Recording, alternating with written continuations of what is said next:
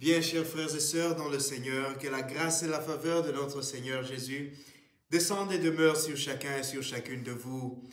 Comme vous l'avez constaté, quelques dernières semaines, nous ne sommes pas retrouvés à ces rendez-vous hebdomadaires, simplement parce que nous avions pris quelques temps pour nous reposer, pour prendre nos vacances, pour retourner en famille, saluer les parents, saluer les amis et dire notre messe d'action de grâce. Et je tiens ici à remercier tous ceux et celles qui m'ont accompagné, qui m'ont soutenu, qui m'ont envoyé des messages d'encouragement à cette occasion. Que le Seigneur continue de vous bénir et de vous garder. Merci à tous ceux qui sont restés fidèles à cette chaîne, à ceux qui m'ont demandé, Père, mais on ne vous voit plus, qu'est-ce qui se passe? Mais voilà, nous sommes là, nous sommes de retour. Et surtout en cette nouvelle année liturgique, nous voilà bien revigorés, bien en forme pour continuer ce cheminement avec le Seigneur, pour continuer de répandre la bonne nouvelle, de répandre la bonne parole d'évangile.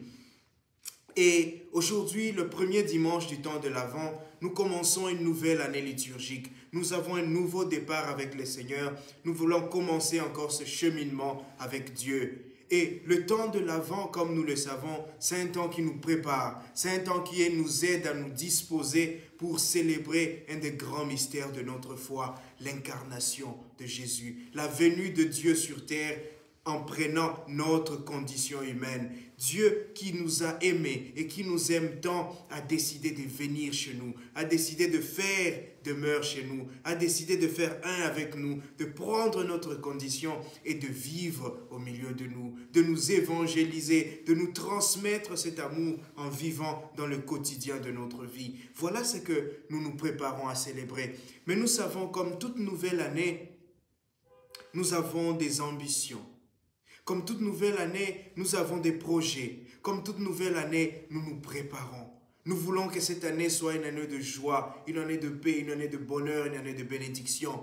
Mais comment est-ce que cette année sera une année de bénédiction? Comment est-ce que cette année sera une année différente de l'année passée? Comment cette année sera une année meilleure que l'année passée? C'est lorsque nous nous préparons. C'est lorsque nous prenons des résolutions. C'est lorsque nous prenons des décisions qui nous aident à vivre cette année, qui nous aident à devenir meilleurs, à être des personnes mieux que celles que nous étions l'année passée. Nous commençons l'année liturgique par ce temps de carême. Et quoi de plus beau pour commencer l'année que l'évangile d'aujourd'hui? Cet évangile qui nous rappelle le temps de Noé. Cet évangile qui nous rappelle au fond ce que c'est que l'Avent.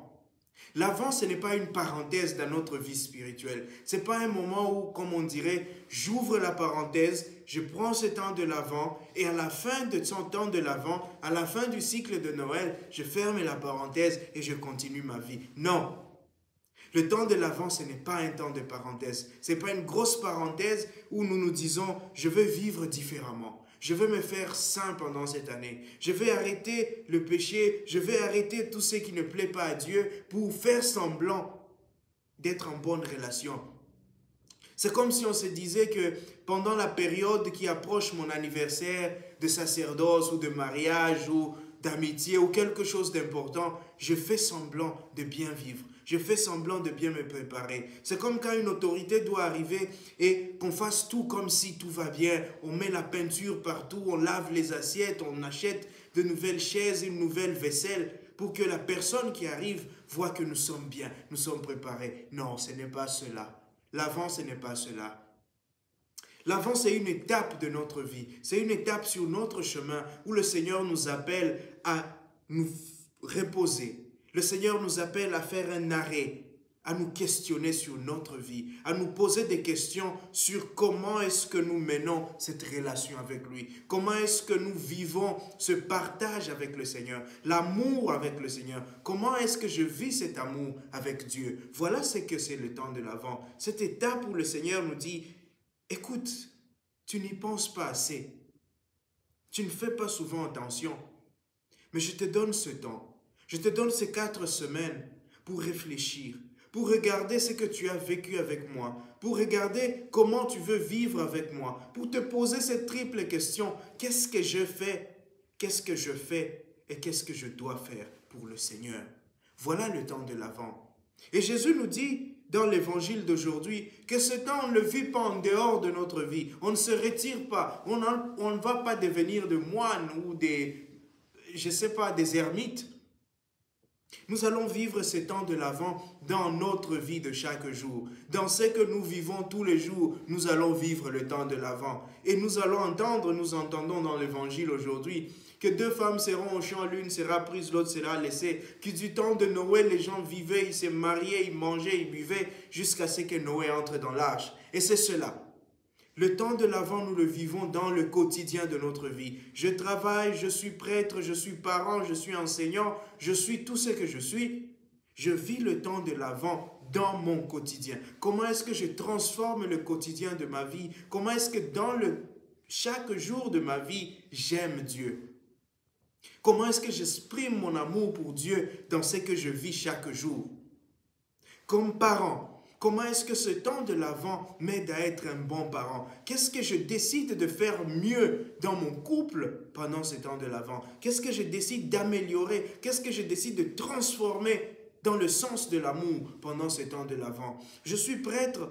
Comment est-ce que je décide d'être un bon prêtre, un meilleur prêtre pendant ce temps de l'Avent? Comment est-ce que je décide d'améliorer ma prédication, d'améliorer mon temps de prière, d'améliorer ma relation avec mes fidèles, avec le peuple de Dieu qui est sous ma protection, pas ma protection, qui est sous guidance, qui est sous, voilà.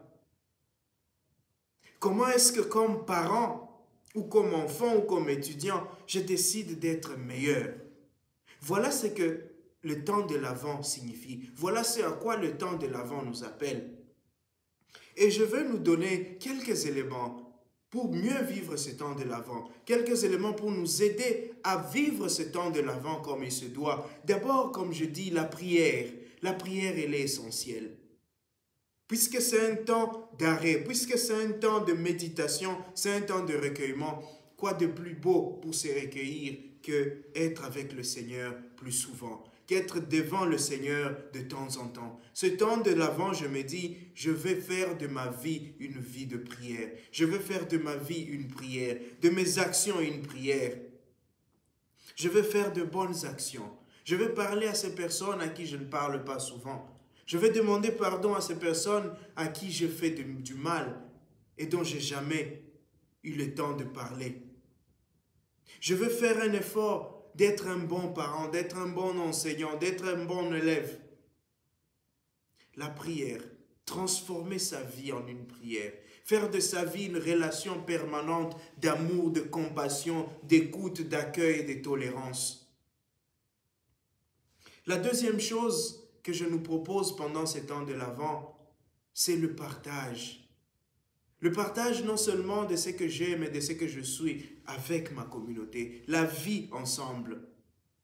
Essayons d'améliorer notre vie d'ensemble. Parce qu'aujourd'hui, notre société souffre de cela. Notre société souffre des divisions, des dissensions, des problèmes que nous avons à vivre en communauté. Nous ne sommes plus capables de nous comprendre comme communauté. Et nous savons que Jésus qui va venir, Jésus qui vient vers nous, il vient habiter au milieu de nous. Mais comment est-ce qu'il va habiter au milieu d'une communauté divisée? Comment est-ce qu'il va habiter au milieu d'une société qui ne s'entend pas? Qu'est-ce que je fais à mon niveau pour faire de ma vie communautaire une vie de joie? Qu'est-ce que je fais à mon niveau pour apporter cette santé spirituelle, cette santé sociale à ma communauté? Je peux être différent. Je peux faire la différence dans ma communauté.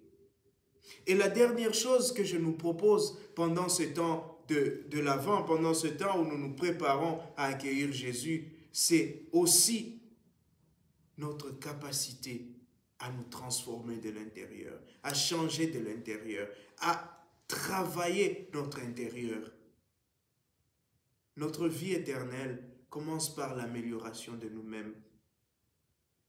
Qu'est-ce que je dois changer dans ma vie? Qu'est-ce que je dois transformer dans ma vie? C'est un examen de conscience. C'est un examen à l'intérieur de nous-mêmes. Je me regarde, je m'interroge, je me demande, qu'est-ce que je dois changer?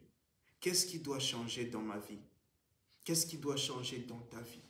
pendant ce temps de l'Avent? Comment est-ce que je peux faire les choses autrement? Parce que nous serons deux. L'un pris, l'autre est laissé alors que nous étions dans le même champ.